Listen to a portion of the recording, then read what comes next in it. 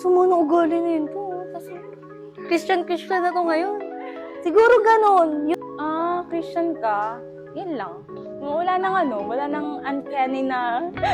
Ang unang nagbumugad sa akin yung mga kaibigan ko.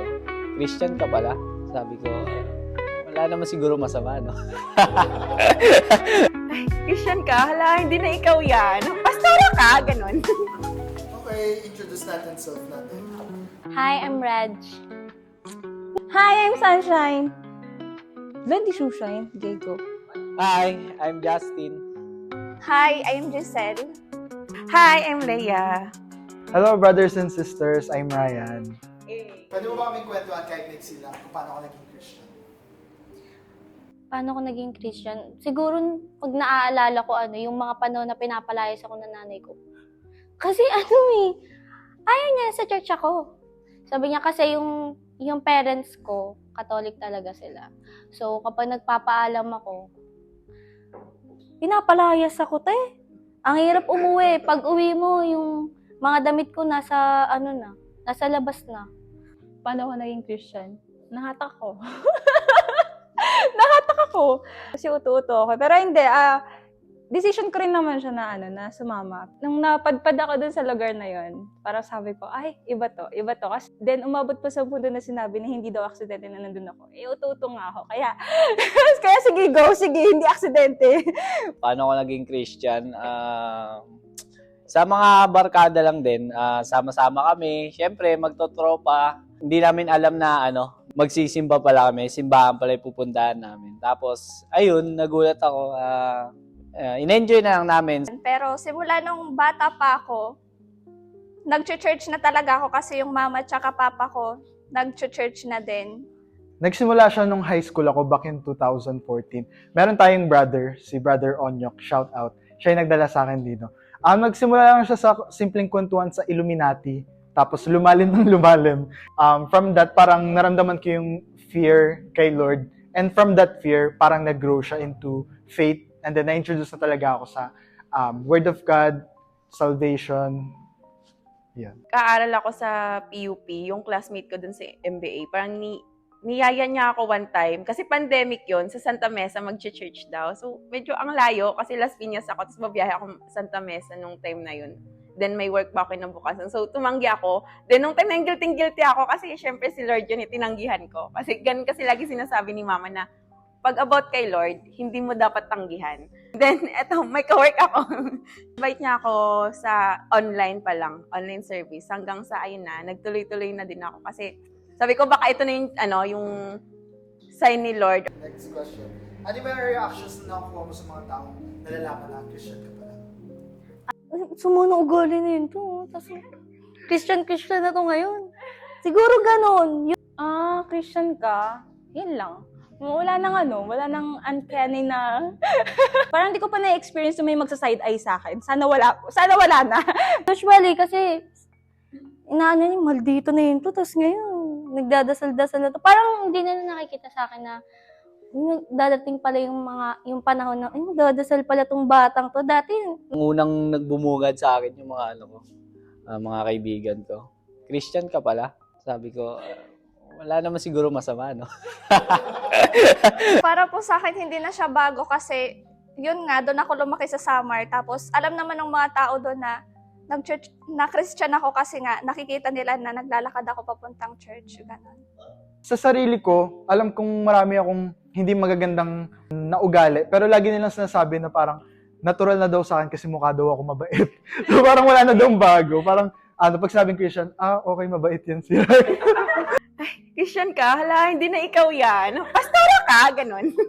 Hindi naman po. Nag-church. So, ganun yung mga reaction nila commonly. Question na. Number 3, paano mo i-define yung Christianity or pagiging Christian sa sarili mo? not perfect. Mga makasalanan. Sa word pa lang na Christianity, nandun na yung Christ. So, Para sa akin, connection to our God. Para po sa akin, yung Christianity is yung personal relationship mo kay God.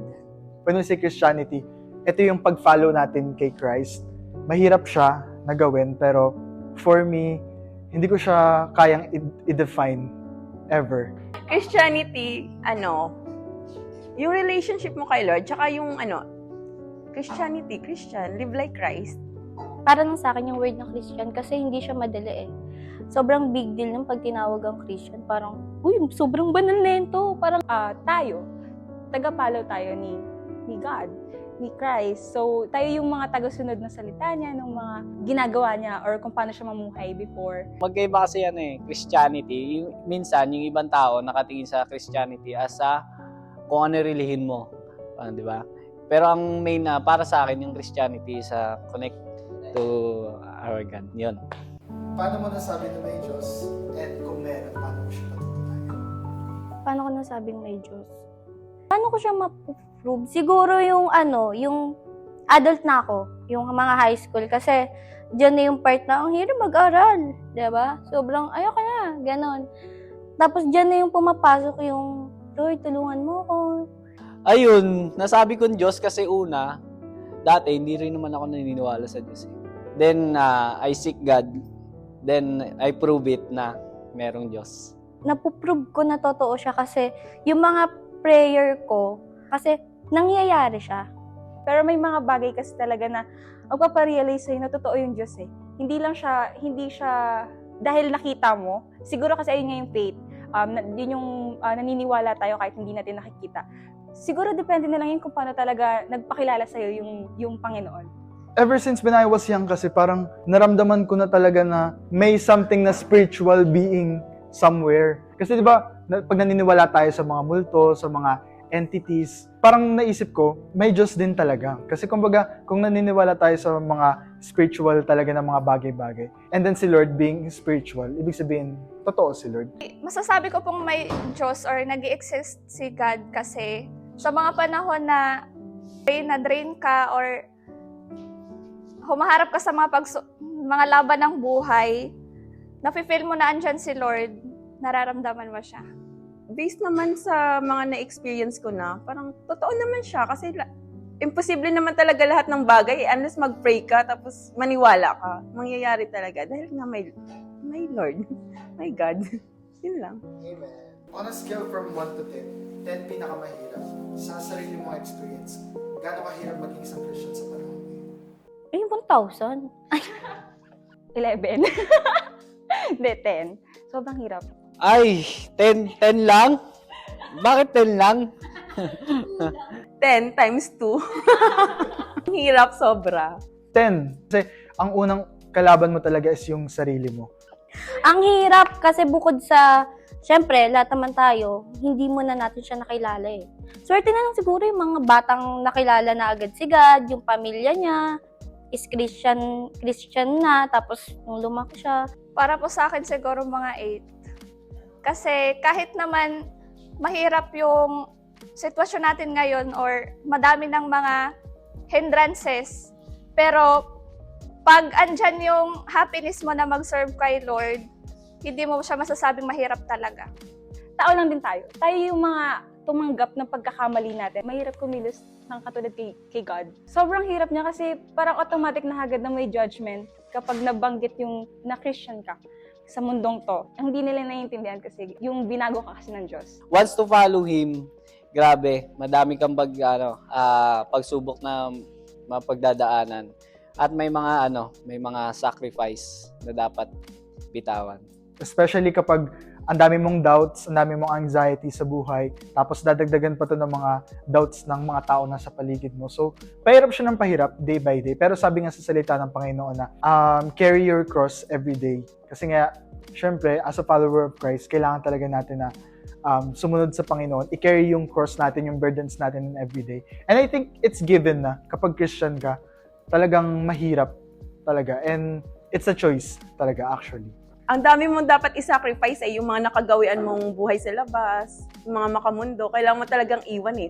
Sa makamundo na ginagawa ko before, nadjudge ako na ngayon na Christian na ako. Diba? Sinasabi nila na, uy, dati, ka lang, maharot ka. Ngayon, yung damit mo, wala na akong makita. Parang ganon. Kasi ang hirap na i-judge ka nila na ngayon na Christian ka na na gusto mong magbago. Hindi naman yung sinabi na kapag sumunod ka sa kanya, mawawalan na lahat ng problema mo. Ang pinangako niya lang, doon sa lahat ng mga problema na yun, parang kasama mo siya. Ayun yung pinangahawakan ko palagi kapag hirapan ako. Ayan. Okay. Second to the last question. Ano yung mga struggles or usually na challenges na na-face mo sa loob ng church? Ako yung una, yung feeling ko kasi pag pumunta ako ng simbahan, hindi ako pwede doon kasi makasalanan ako. Siguro yun yung struggle ko na, hala, ma-judge nila ako kasi mga banal sila. So, Yun nga po yung pagiging mahiyain. Nahirapan po ako makipag-socialize kahit gusto ko naman po makipag-socialize pero wala po kong ganong confidence na magsalita talaga. Yung pagpapasok ko sa church, parang nakakahiya eh. Nahihiya ako kapag once na pagpasok ko, parang something awkward lang, gano'n. Dito papasok yung religion tapos sa relationship. Parang ang iaano mo, i-impress mo sila eh. Tapos parang nakakalimutan mo na kung bakit ka nga ba nandun sa place na yon, which is si God. Pag sa church, ayun, yung pagising ng umaga tuwing Sunday, kasi supposedly dapat rest day mo ng Sunday. Pero di ba, magbabiyahe ka pa, pupunta kang church. So yung sa mga gawain, kahit minsan tamad na tamad ka, pero kasi kailangan mong umattend ng gawain. Kasi yun yung parang starter pack as a Christian eh. Yung mga gawain, mga cell group, mga ganun. So, bakit ako nandito? Di ba? Bakit di ako pwede dito? Ganun yung thinking ko dati pag nagsisimba ako. Na i-judge ako ng mga taong nasa church. Which is hindi. Mali yun. Kasi I think church is a place for sinners. And I believe yung mga tao sa loob ng church is makasalanan lahat. Kapag meron tayong na-face na mga issues, na mga hindi magagandang bagay, and kapag nahihirapan tayo from those issues, people issues talaga. It's good to go back sa start na alam mo na lahat tayo makasalanan. So, it's a given na yung mga tao sa loob ng church, makasalanan sila. Even I, makasalanan ako. So, if meron man akong ma-experience na people issues talaga, it's a given. As we grow to Christ naman talaga, I think mariresolve yun. So, paano kapag dumating yung panahon na na hindi pala totoo lahat ng pinaniniwalaan? Panalo pa rin ako. Ay, hindi po yun mangyayari. Siguro thankful pa rin. actually grateful. Kasi I think kung dumating yung panahon na yun, patay na ako. Wala na akong reaction. Pag nalaman ko na hindi totoo yung pinapaniwalaan ko, siguro magiging grateful pa rin ako kasi namuhay ako ng, alam mo yun, full of kindness, full of love. Nag-spread ako ng positive energy sa mga kapatiran ko, sa mga tao na nakakasalamuha ko. Hindi man siya totoo, at least, naging tama yung pamumuhay ko. Kasi, kung hindi ko siya sinunod, tapos sa makamundo ako, bakit pa rin nagiging buhay ko? Eh di, kahit hindi siya totoo, at least, nasa good way ako. Diba? Kasi syempre, kahit pa paano, naging mabuting Siguro, okay, mas na-enjoy ko naman kahit andun pa rin yung be a good person na natutunan sa church. Parang grateful pa rin ako na at least wala akong nasayang kasi namuhay ako ng walang galit, walang sama ng loob sa ibang tao. kasi wala namang nawala sa akin Actually, naging mas maayos pa nga yung buhay ko. Unlike before, nung hindi pa ako nag-church, di ba? Nung parang hindi pa ganun ka-clear sa akin kung sino yung pinaniniwalaan ko talaga. So, wala namang nawala sa akin, so it's good. Kasi diba sa science, pag once na namatay ka na, yung consciousness mo naputol na. So, ibig sabihin, wala na akong reaction by that time. Pero once na dumating na yung time na yun, tapos pagdilat ko, totoo pala si Lord, edi ako panalo ako. Kasi nung nagsimula pa lang ako, alam ko na po na totoo po ang si Lord na sinasamba natin.